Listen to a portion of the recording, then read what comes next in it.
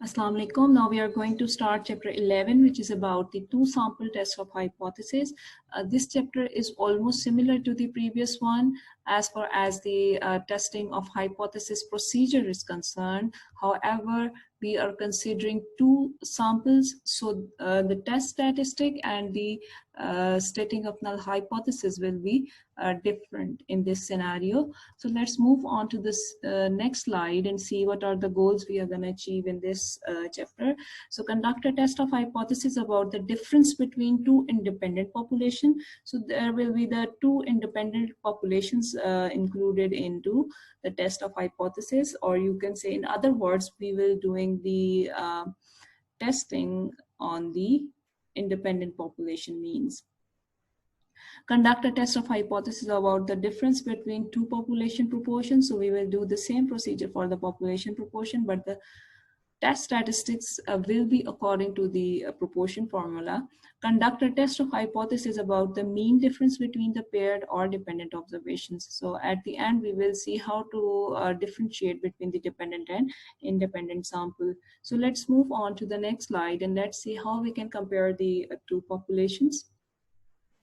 Starting with the first example, is there a difference in the mean value of residential real estate sold by male agents and female agents? So these two are the two independent population based on the gender category. Is there a difference in the mean number of defects produced on the day and the afternoon shifts?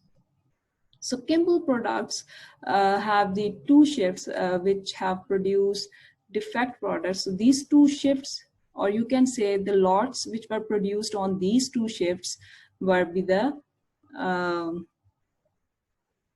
two different populations. Is there a difference in a mean number of days absent between young workers and the older workers? So these are two independent populations based on absenteeism. So let's moving on to the next slide and see how we can compute these kind of problems. So this formula is considering the two sample, but this is the Z distribution is mentioned over here. If you can see, when we will use this Z distribution, we have n greater than 30 and standard deviation of population for both samples are known. So in this condition, we will going to use the Z distribution. So the criteria is same, but the number of sample and the calculation method is a little bit different from the previous one. So the sample will also independent. So let's move on to the next slide.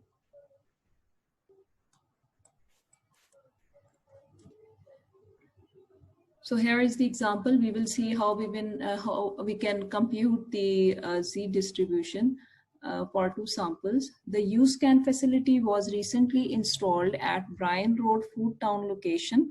The store manager would like to know if the mean checkout time using the standard checkout method is longer than the UScan method. So in this statement, we have the hypothesis information, or you can say that we can develop the or state the null hypothesis. Now here we will state the alternate hypothesis first, and then we will state the null hypothesis exactly opposite to the alternate hypothesis, because the statement is showing that one direction, or you can say this is the directional kind of hypothesis testing. So the mean checkout time is the rate of interest, and then there are two different population. The first population, or you can say the customers who are using the standard checkout method, and the other is using the UScan method. So these are two independent population. She gathered the following sample information. The time is measured from when the customer enters the line until their bags are in the cart.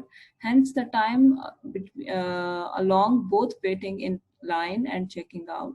So moving on to the next slide, and we will see how we will state the null and alternate hypothesis when we have the two samples.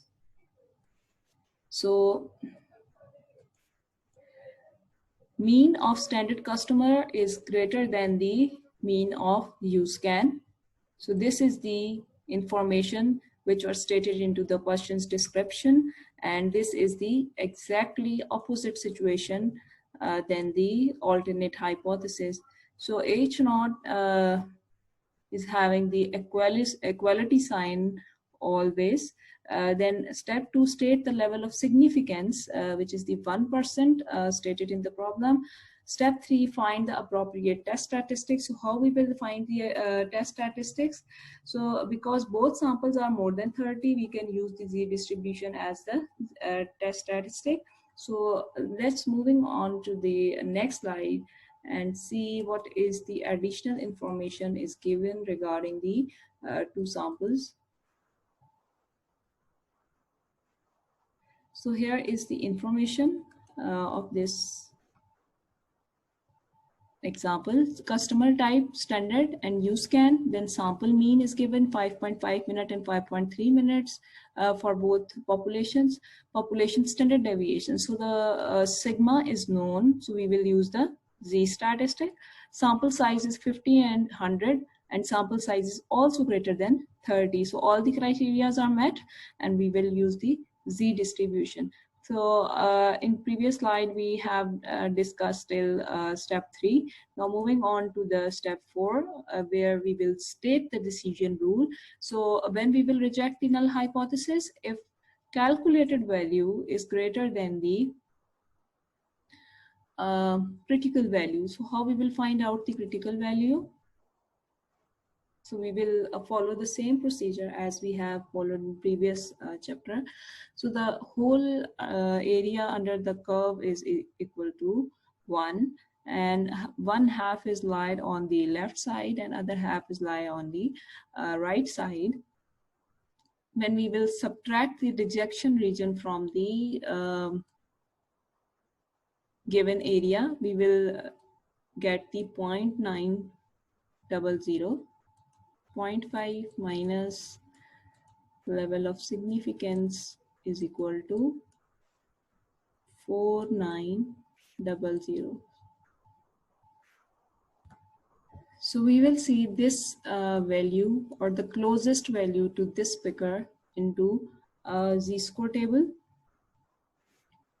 and we will get the corresponding row and column value for critical value.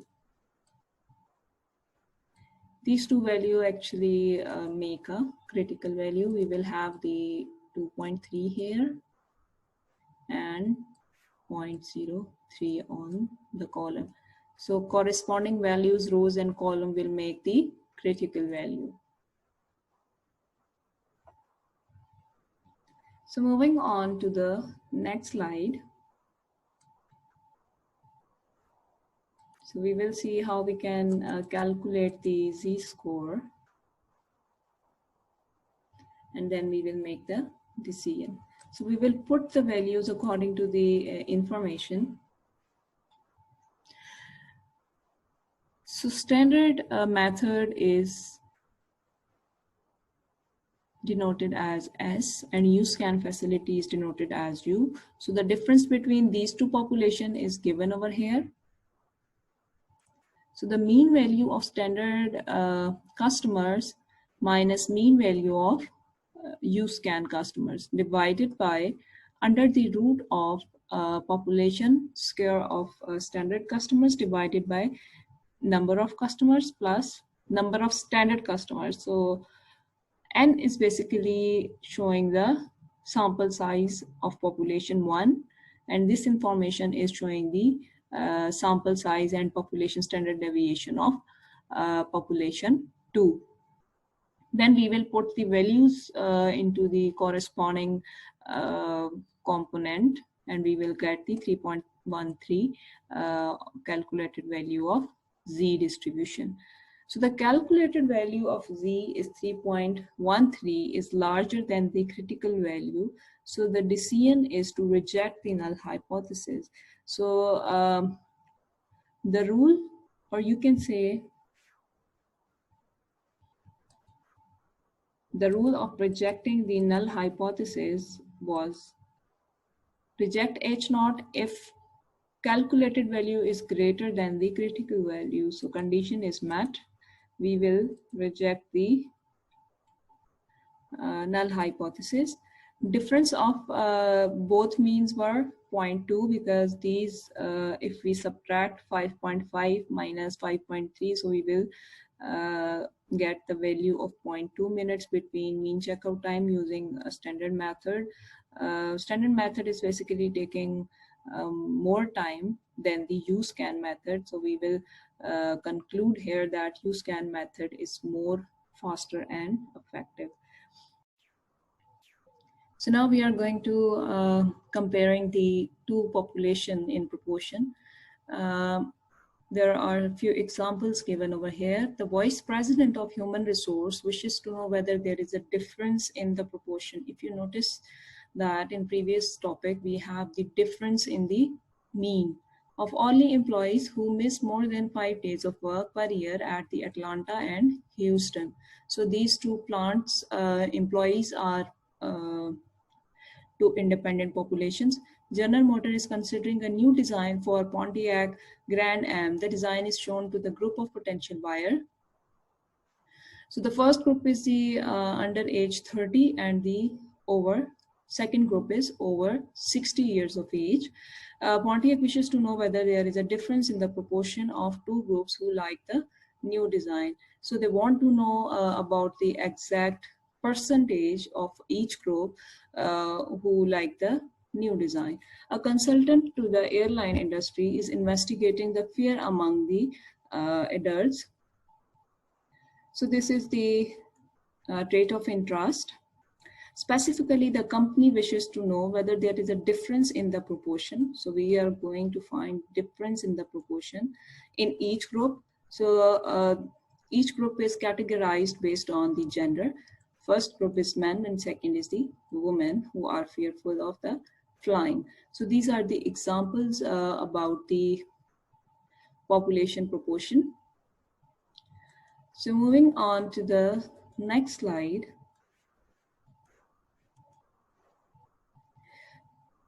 We investigate whether the two samples came from the population with an equal proportion of success. So we are assuming that these two population, or you can say the two samples drawn from the two population, will be having an equal proportion of success. So the formula for the pooled population, or you can say the combined proportion, is the x1 plus x2 divided by n1 plus n2. So what are these component of these this formula? X1 is the rate of success, or you can say the number of success events into the first sample, and x2 is the number of success, or you can say the possessing trait, in the second sample. N1 is the number of observation in first sample, and N2 is the number of observation in second sample. So this is actually a simple formula of population proportion, or you can say the proportion is equal to x over n. So this x is the number of successes, and this n is the number of samples. So we just add up and other sample information here, and we will get the combined proportion for two populations. Moving on to the next slide.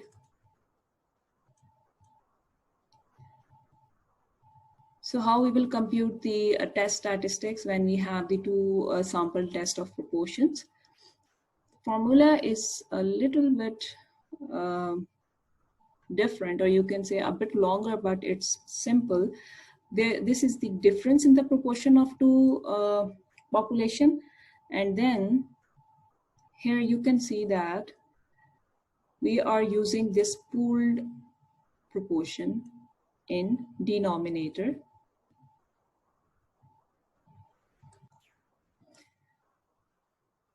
So this is the formula of standard error for first population and standard error for second population. And PC will be derived by this formula. So moving on to the next slide. So here's the example for the two sample test of population proportions. Manelli Perfumes Company recently developed a new fragrance and that it plans to market under the name of Heavenly. A number of market studies indicate the Heavenly has a very good market potential. The sales department at Manelli is particularly interested in whether there is a difference in the proportion of younger and older women. So these are the population 1 and population 2. Who would purchase Heavenly if it were marketed? There are two independent population, a population consisting of a younger woman and a population consisting of a older woman. Each sampled woman will be asked to smell Heavenly and indicate whether she likes the fragrance well enough to purchase the bottle. So the Heavenly perfume is the trait of interest, and we will going to see that which age group or which age category is going to like the this fragrance and purchase the bottle. But before moving on to the next slide, I would like to add a little information here that this example is about the non-directional tests of hypothesis, because we don't have any keyword like at most, at least, more than, or the, less than. So we will state the alternate, null hypothesis first, because equality is always take place into null hypothesis. So proportion 1 is equal to proportion 2. So there is a probability that both age group will like the fragrance and buy the bottle, and age 1 is the exactly opposite to the age 0.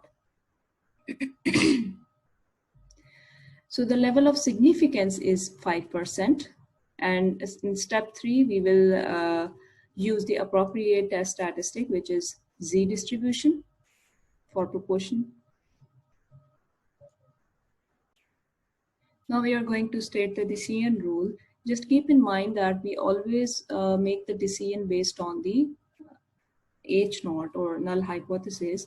When we will reject the H0 if the calculated value is greater than the critical value. So what is the critical value in this scenario, which is 1.96, and how did we get this critical value? And this is the non-directional graphical representation of the decision rule. So how did we get this value? Alpha is 0.05, which is 5%, divided by 2, because it's a non-directional test. So the rejection region will lie on both sides. So this is going to be 0.025. So the rejection region will be fall on both sides. Here it is.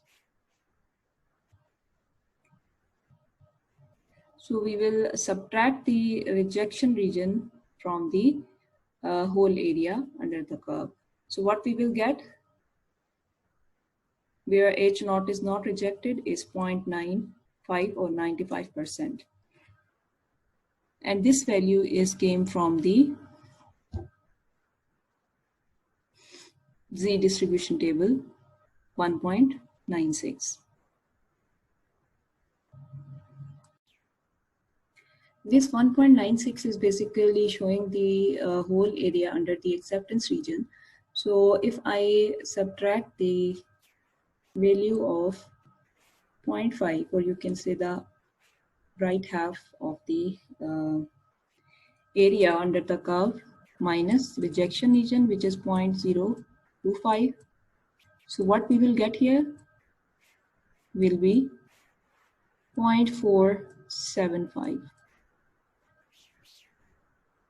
So we will have this value on the both sides of acceptance region. If we divide this diagram into two equal parts, and we will see this value into the Z table, the corresponding value into the row and in the column will make the critical value, which is 1.96. So we will mention this value on both standpoints, for the positive side and the negative side. At step 5, we will compute the value of Z and make a decision. Let's say we have two populations, the young woman and the older woman. There are the number of successes and number of trials mentioned over here. So how many women have purchased the heavenly fragrance in group 1, which is young woman. X1 is equal to 19 and X2 is equal to 62. So X2 is referring towards the older woman. N1 is equal to 100 and N2 is equal to 200. So we will compute the pooled proportion by using this information, which is equal to 0.27. And then we will put this information into the Z distribution formula for proportion, where the calculated value is minus 2.21. If you remember that this is the non-directional hypothesis testing. So at that point, we will get the calculated value on both sides. In this case, which is minus 0.21, will lie over here, and minus, which is a critical value, will be lied in 1.96. So you can see that the calculated value is basically lied into the rejection region.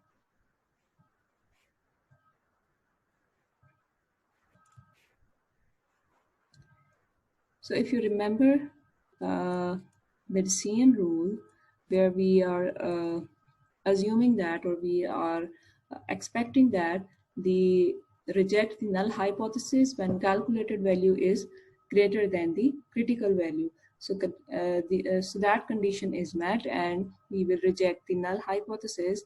Or if we put this situation in another way, that the proportion of young women who would purchase heavily is equal to the proportion of older women. So that null hypothesis was actually suggesting the equality between the choices of older group and the younger group. However, that these two groups have the different choices or the buying patterns. Thank you so much. This is all about the test of proportion for the two samples.